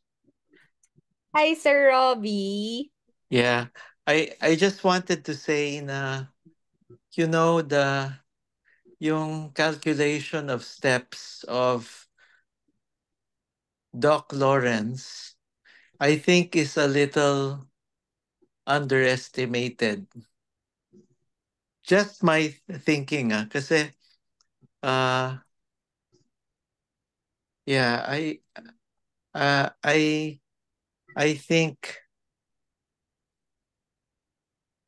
I think 20 kilometers is closer to 40,000 steps. I don't know. I'm just thinking. I don't know what the others here experience, but parang that's my rough estimate. I guess, can I say something? 19 kilometers is just 2 kilometers short. 26 pala, no? Ang half marathon. So, konti na lang, nakatapos na kayo ng half marathon. What if isagad natin? Pwede naman natin adjust, guys. Aba, Ako natin yung half marathon.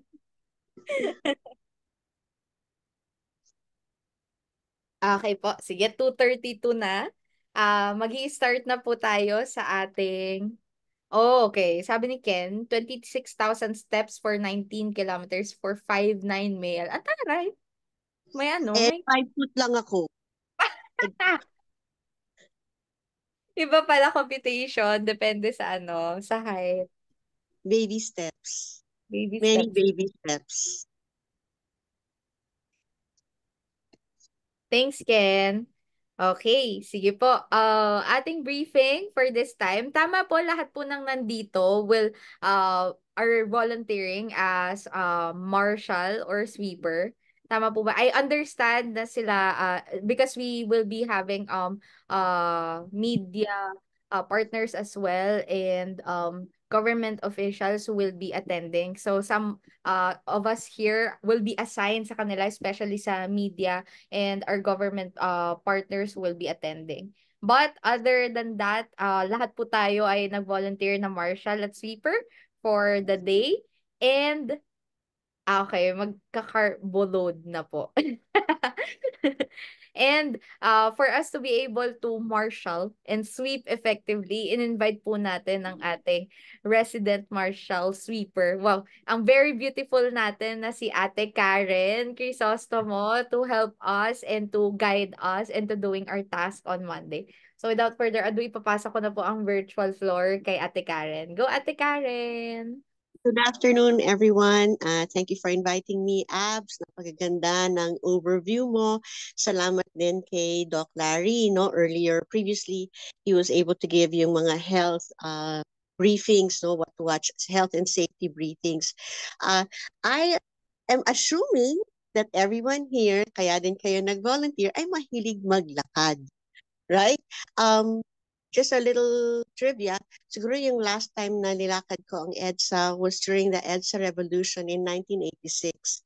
And I walked EDSA with my sister and some friends, and actually even members of my family. We walked along EDSA during the revolution. And one thing I noticed was that one, dahil wala ngang sasakyan because EDSA was closed, it was actually easier to walk on the road itself. And it was kind of fun despite the fact that there was a revolution going on. Bata pa ako noon eh. But it's nice to walk kasi with friends. So having, having said that, siguro talaga, very crucial talaga ang role ng marshals in ensuring that this event will be successful and will also be ensuring the safety of each participant. As a volunteer marshal, you will be, if I'm not mistaken, you will be assigned around 10 people in a group. Now, the different roles of a marshal, there will be a lead marshal per group, and there's also a sweeper marshal. But in the bigger event talaga, there will be a grand marshal. Talaga siya yung parang pinaka-lead marshal. And there's also a grand sweeper who will really, siya yung talagang pinakahuli to make sure that no one is left behind. So, talagang pinaka-role natin as marshals is to guide and to assist the participants. So, what are our key responsibilities bilang marshals? So, number one, and this is very important, kailangan you're very familiar dun sa rota na tatahakin natin along EDSA. So, let me just, hold on ha. We have from the start point, which is yung Juan Ayala, there will be 6 stops. And that will be on the SMDC Fame Hall. Ayun, salamat. Naku, galing talaga ni Abs. There will also be Farmers Plaza. And then the GMA Kamuning MRT Station, SM City North EDSA, Shell Cafe Balintawak, and the last stop, which is our endpoint, is the Monumento Caloocan City People's Park. So kailangan alam natin yung rotang yan. We familiarize ourselves with yung mga stops so that let's say pag may nagtanong, it's good na hindi mo sabihin hindi ko alam eh. As a marshal, we need to know, we need to be able to answer our group's questions na, boy, saan ang next stop natin? Diba? And then you can answer with confidence. So, yun, key responsibility number one, familiarize yourself with the route and your assigned group. Okay? Kung ikaw ay lead marshal or kung ikaw ay sweeper marshal, know your role. Yung number two, and I know this was mentioned earlier this afternoon sa mga participants, please be sure you wear your high visibility yung vest. Okay, so as marshals, you will be provided with neon colored vests. Make sure na suot-suot niya. Don't remember to pack it or prepare it the night before para talagang siguradong dala-dala ninyo at hindi niyo nalimutan yung high visibility vest nyo. Okay? Number 3, yung key responsibility is to direct and you guide your participants as needed.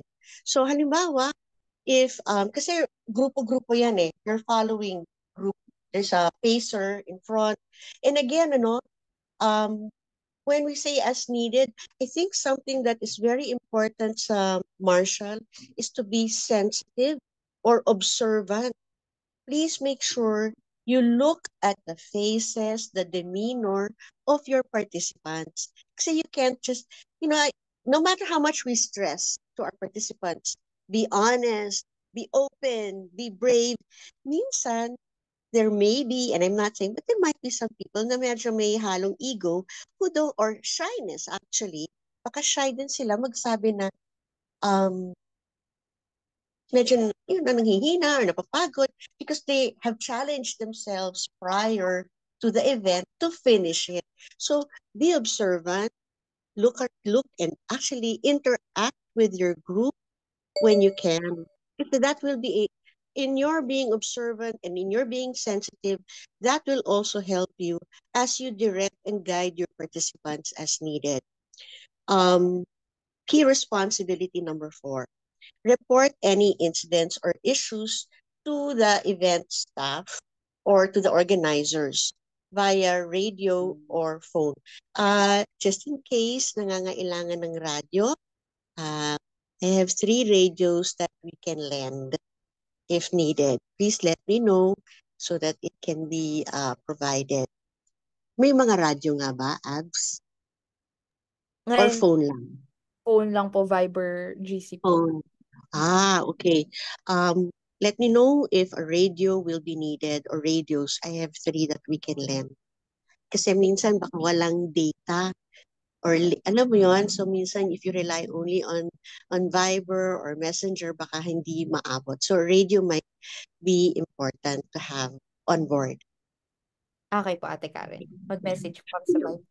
Okay. Yung pagre-report ng incident, ang proseso niyan, you don't go right away or the participant, let your participants know na it is to the sweeper and that ang sweeper will be the one to tell the lead marshal and then the lead marshal can be able to relay it up front to the organizers or to the medics. So yung processing muna, you start off if any of your participants are feeling something, then sa sweeper sila magre-report. Si sweeper ang bahala mag-relay sa lead or si sweeper din ang bahala to relay it to the medics. Okay. Key responsibility number 5, provide water and basic assistance to participants. Although I know all the participants were advised to bring their own water, I'm wondering kung kaya ba ng marshal na may dala siyang extra. I know it's an additional weight, no? Pero kung kahit extra bottle lang para in case merong naubusan or in case din na meron. Although I know Abs, you also mentioned that there is water provided, but it's not for everyone. Pero siguro just an extra bottle. A marshal can carry an extra bottle. Kasi water, ang pinaka nakikita kong kakailanganin talaga here will be water. Okay, so if you can carry. Also, for assistance, it's also good if as a marshal, yung bag nyo, make it maybe either a belt bag or a sack bag. Kasi pag knapsack, masyadong mabigat. The knapsack alone, wala kasing, kahit wala pang laman, mabigat na eh. Pero a sack bag which is lighter can be just to carry some stuff, light lang. Kasi unang-una pag knapsack and it's on your back, it adds to yung sa pagpapawis. So, if okay, better belt bag pa nga where you can, or yun na nga, a light sack bag para your hands are free. A marshal, it's always good to be hands free for to assist participants. Yung key responsibility number 6 is to maintain a safe and welcoming environment. Alam mo, this is a fun actually activity. Nung nakikinig ako sa overview mo, Abs, napaka-fun, di ba? Nagkaroon ng konting seriousness. And it is a very serious topic to really to talk about is yung health and safety, no? Although minsan nga parang listening to that, parang it also parang medyo parang na-instill ng konting what the heat stroke, what the pollution, what. Pero actually, if we take the proper precautions, this can be a really, really fun event. And one way to make it fun really is if kilalanin, make sure as a leader marshal or sweeper marshal, get to know your group. Sa 10 tao lang naman yung hinahawak nyo. Could be more, it could be less. But let them, call them by name. If possible, sana they have name tags para you can actually call them by name and say, hey, Abs, how are you doing? Imbis ng, huy, kamusta ka na? Diba maganda yung we have, or if we don't want naman our names to be broadcast to the public as we are walking, but at least get to know one another. Kasi getting to know one another makes the activity more fun and makes the activity for participants and even for the marshals, it makes it more welcoming. So siguro that's one thing that I will remind the marshals, know your group, know the faces, kasi kung medyo oblivious, baka hindi mo na nga alam kung nandyan pa ba yung tao mo. So one thing is, siguro if you can also have, I'm not sure if it will be provided, no, yung listahan or kahit a pen and paper so that you know the number of people assigned to you. And at every stop, you can do a head count. Or actually, even while the sweeper can be doing continuous head count. I'm reminded of my mother dahil 9 kaming magkakapatid. And every time we go to the beach, nakikita ko yung mother ko, nakaganito, nakapamewang, at laging, her mouth is moving and doing this. She's always counting. And I find that I do that myself. As a mother, I find myself, although tatatlo lang naman ang anak ko, but I find myself counting the number of people I'm biking with. Kasi it really helps rin to know for yung safety and keeping the group intact is very important. Okay, safety reminder. So, okay, just to go back, no? So, number 1, you familiarize yourself with the route and your assigned duty, whether you're lead or you're sweeper. And again, the reminder is this is not a race. We go at the pace of our participants. Okay, not our pace, but our participants' pace. Okay, number 2, to remember to wear your high visibility clothing or your vest, and also make sure that your hand gestures are also visible. Baka kasi like, halimbawa when we're biking and we see a pothole or an obstacle up ahead, we signal. We signal down, So maybe within your group, you can tell them and also make sure your voice. Meron kasing ibang, some people think that their voice is loud. Some people say that they can't hear me. Akala ko naman sa panining, in my own hearing, I feel that I'm talking loudly. So make sure that your voice is loud enough for your participants to hear. Yes, Haya, you have a question. Go ahead. Yes, Ate Karen. Pinababa ko ulit. Was wondering, Ate Karen, kasi halimbawa, as a sweeper, sabihin na natin si Gerald, yung team niya is nahuhuli talaga. Nasa third station na yung halos lahat. May mga tao sa second station, pero sila papunta pa lang sa first station. Was wondering, friends, kung okay lang po ba magka-agreement po tayo na kapag ganun. Okay lang ba na hindi ko alam kung gusto pong tapusin nila Kuya Gerald yung walk kapag ganon, or better po ba na i-advise sa participants na mag-jeep halimbawa until the second station para lang makahabol. Kasi yung fear ko, Kuya Gerald and our rest of the sweepers, yung fear ko po ay kapag ganun yung naging pace talaga, sin mabagal talaga yung last group. And there's a chance na may ganun po talaga. Baka masyado na silang malayo sa ambulansya.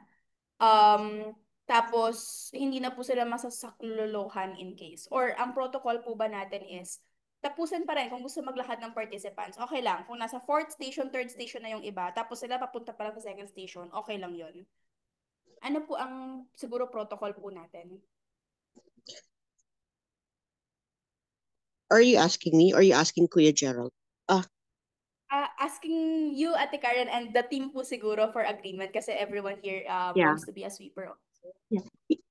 You know, I'm trying to recall kasi with the community rides kasi kapag merong naiiwan na grupo, ang nangyayari is that the lead marshal with that sweeper will look for a different route up. But that's on a bicycle.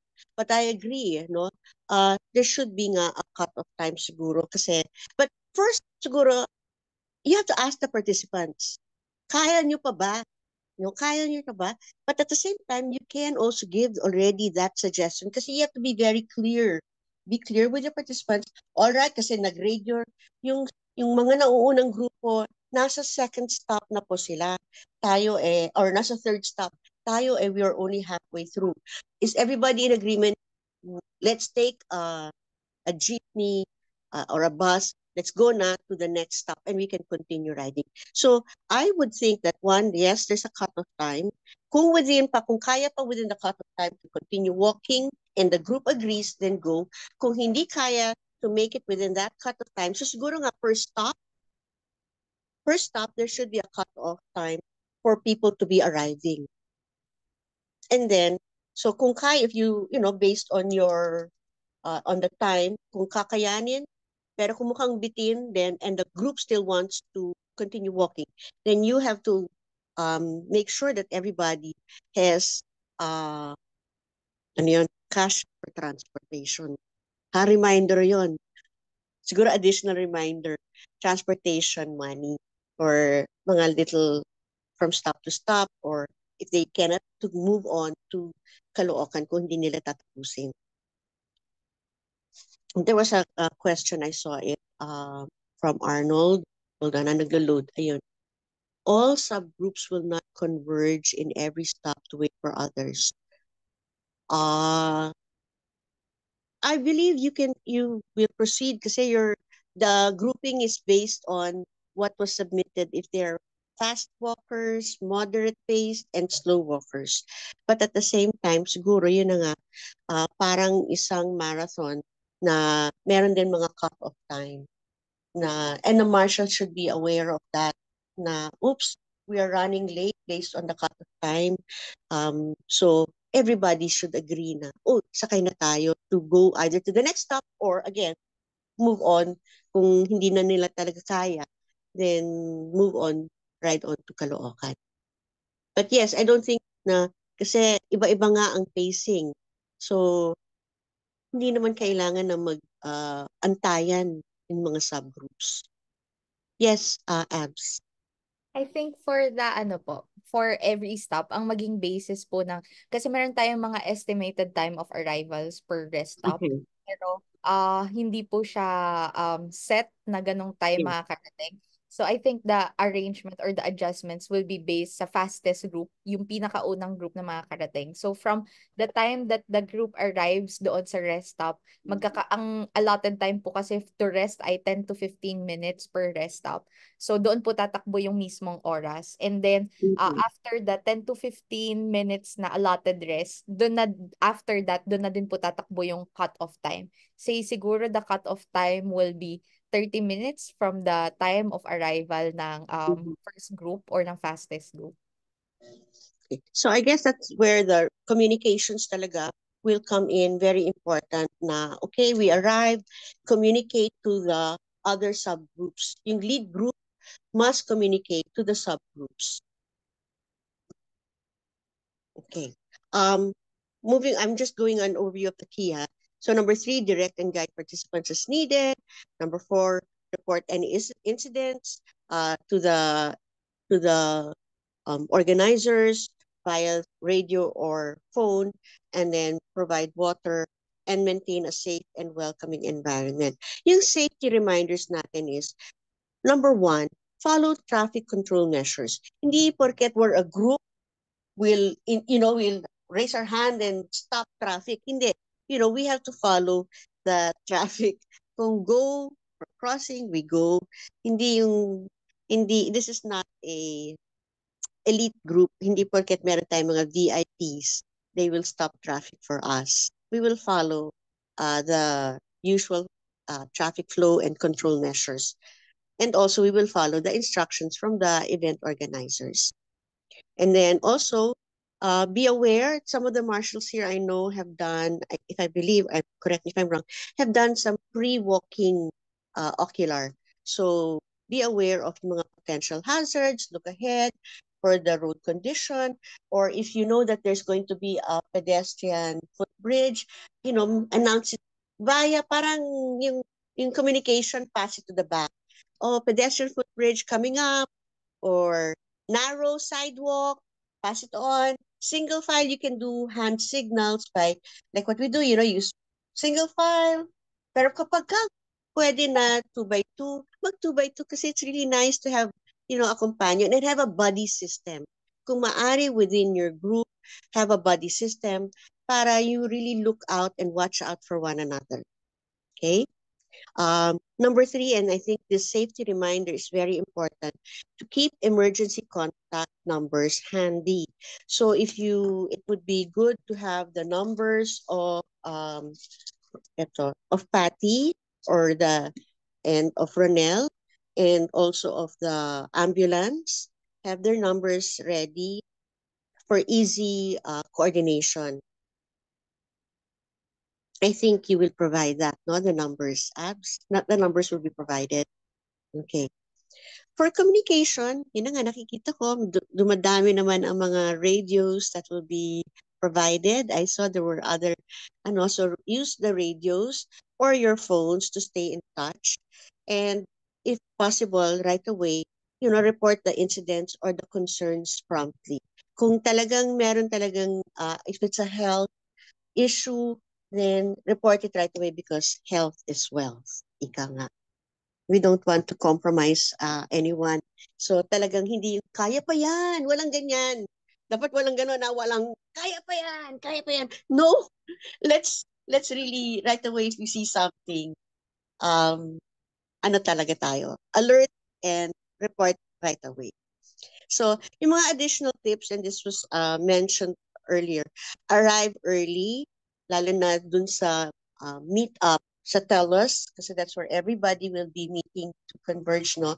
It's good to meet up earlier, and sana din the participants will also arrive early because it's good. That's the way that you'll be able to familiarize yourself and the groupings will be made properly, hindi haphazard.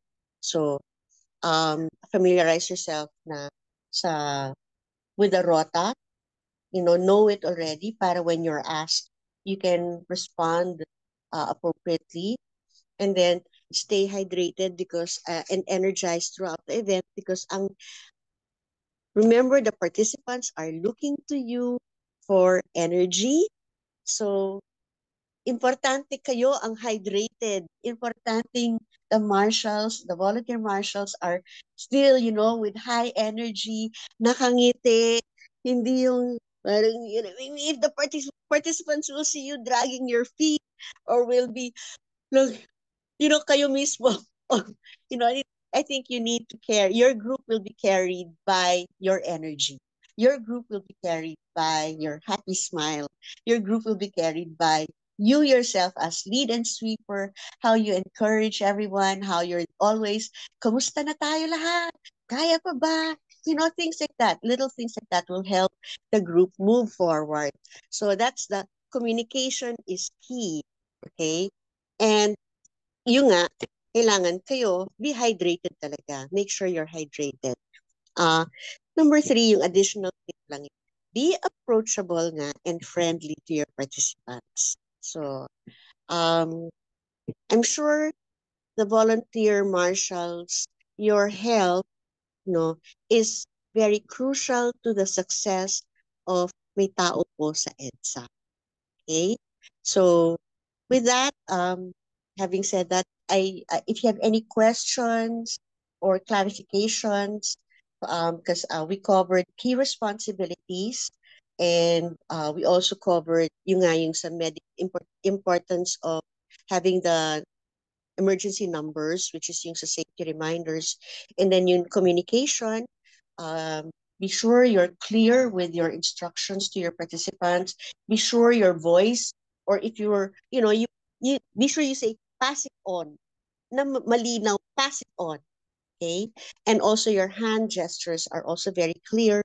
And then, yun na nga, yung additional tip natin, stay hydrated, continue to be the energized bunny, gaya ni Abs at ni Haya na always full of energy, na hindi na uubos ng energy, no? And yun na nga again, deep, approachable, and friendly. So, good luck, good luck, good luck, good luck talaga. And have fun. Importante talaga yung have fun. We're doing this because we want people to know the importance talaga of having active transport on a main highway. And active transport, it begins talaga, every journey begins with the first step.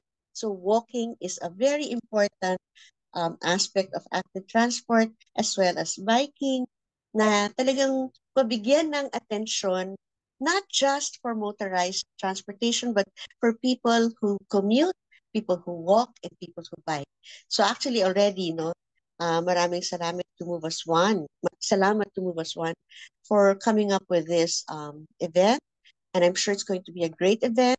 I'm also looking forward to the feedback afterwards, because I'm sure the feedback will be very helpful for those who are, well, recreating, redesigning EDSA, and we're hoping it will be to our advantage. Can I add one more? Let's all say, if it's possible, within your subgroups, can you say a prayer? Prayer, just, and we'll manifest good vibes. We'll ask for good vibes, safety, and fun, happiness, and talagang completely void of any untoward incident. So we really want this to be a success. And the success is talagang everyone's safe, everyone's happy, and everyone is able to achieve their goal. Maraming salamat. Maraming salamat po, Ate Karen. Thank you so much. Thank you, everyone. Before we leave, and before ko po kayo i-let go, meron lang po akong i-clarify kasi may questions here sa chat. So, from Kuya Arnold, are you saying, Abs, that we converge and wait for all packs in every stop? So, ang mangyayari, Kuya Arnold, merong 15-minute break per rest stop. And then pagdating ng fastest group doon sa rest stop na yon, aandar yung 15 minutes. After ng 15 minutes, lalarga na yung group. And then ganun din yung susunod na group pagdating nila sa rest stop na yun, they have 15 minutes to rest tapos lalakad na ulit sila. And then magse-set lang po tayo ng cut-off time. Like for example, 2 o'clock PM yung dating ng unang group. Kailangan by 2:30 PM nandun na yung last group or nakarating na lahat ng groups doon. Pagdating ng 2:30 PM wala pa. Nandun na yung point na magde-decide si sweeper and si marshal, and they will ask the group if kaya pa or commute na tayo, sumakay na tayo ng jeep papunta sa next stop. So, yun po yung magiging basis natin. And then, yung kay Jasper, each group will have 2 people assigned, 1 marshal and 1 sweeper. So, yun yung magiging natin, arrangement. So, maraming salamat po ulit, Ate Karen, and thank you everyone for attending. Ay, yes, Ate Karen, go Yeah. po. Question, and this is for everyone again, because in the prior notes, those who will end the walk before designated finish area should sign a release sheet. Will that still hold? Meron pa ba tayong gagawin na release sheet? Sorry po, ano po yung release sheet? Should sign a release sheet indicating the time and reason for not finishing. Wala na tayong... Wala This po was in kami. the notes. This was in the notes that you gave me earlier. Okay po. Sige po, we will Yes, sorry. I think nabanggit ko kasi yan sa guide, Abs. Okay po. And that is also the question that I posted right just now. Kung ano yung protocol for did not finish. Yeah. Tapos yun nga, for those who will end the walk before the designated finish area, should they sign a release sheet indicating the time and reason for did not finish? I'm sorry, I didn't catch who was talking. Sorry. Arnold, was that you? Hi, Kuya Arnold. Yeah. Yes, sorry. Thank you. Actually, no, thank you. I was looking at your notes and I thought to bring that up as well. No? So, will that be followed? That's what I would like to know then. Yes, go, Haya. Draft lang po. Kasi po, bago po to sa amin, Ate Karen, Kuya Arnold, so was also looking for your advice. Pero yung top of mind kong naisip ko ay, pwede po bang, since ang unang makakaalam, if my did not finish ay si sweepers, pwede po bang si sweeper, tanungin or sabihan si person na hindi matatapos to chat lang po dun sa Viber GC. Na, hi guys, tap out na muna ako, this is the reason why. Or kahit personal message sa kanila kung ayaw nila sa GC, just so there's like a record coming from the sweepers. So wala na po kasing time, Ate Karen, to parang to print and have a form, etc. So was wondering if pwede na pong ganun yung protocol. Enough na po ba yun? Okay. You know what? As you were speaking, Haya, I thought of this, no? As at the start of the walk, each group or the lead and the sweeper marshal will take a selfie with their group. Okay, take a selfie with their group. And if possible, the sweeper marshal will have a paper and pen to just have like, you know, kung sa 10 ang grupo niya, have them write quickly lang, write their name and number. And then yun na nga, tama kayo, it will be very the fastest way to let someone know that you've tapped out is one through the sweeper, and he can already put right beside the name kasi di ba initially he wrote your name and your number. He can also put mark na tap out or DNF, and then he can be done put the time.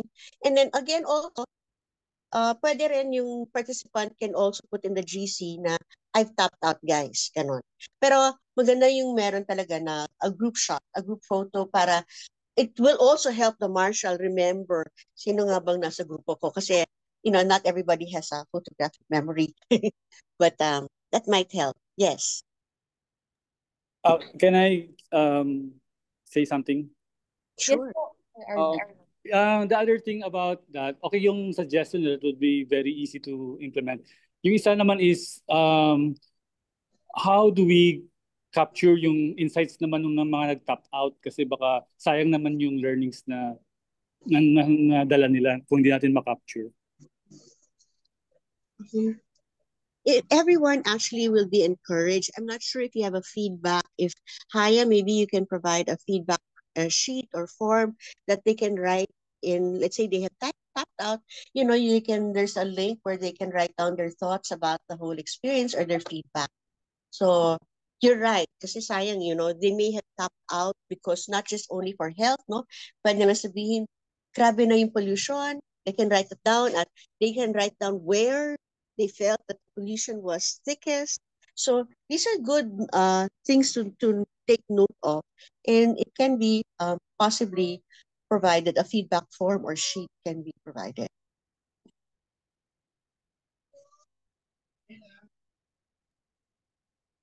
Noted po, Ate Karen. Meron pong question series. Ano po protocol if in case the marshal or sweeper needs to tap out naman? Okay. That's a good question. Both marshals have to also be very honest. Kasi talagang throughout this whole afternoon, the whole message about this activity was being open, being honest, especially when it comes to safety and health. So even the lead marshal and the sweeper marshal should be open with this group. But right away, the lead marshal should or the sweeper, if it's the sweeper who's not feeling well, sweeper will tell lead marshal. Lead marshal will tell the grand marshal. I believe there is a grand marshal, pinaka-head, no? So, and vice versa, if it's the lead marshal not feeling well, tell sweeper, and they reverse their role, sweeper will always relay it to the grand marshal. Thank you po, Ate Karen. I think last ay meron pong mga nandito sa briefing natin ngayon na wala pa sa Marshall and Sweeper GC. Hi, Josh and Jan. So, Good afternoon. I will add you po after nitong nitong activity natin doon sa GC.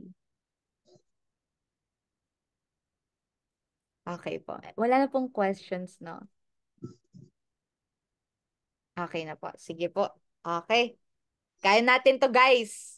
We'll still communicate sa GC natin, the reminders na sinad ni Ate Karen or sinabi sa atin ni Ate Karen, we will transform it into poster and send yung mga kailangan pa natin.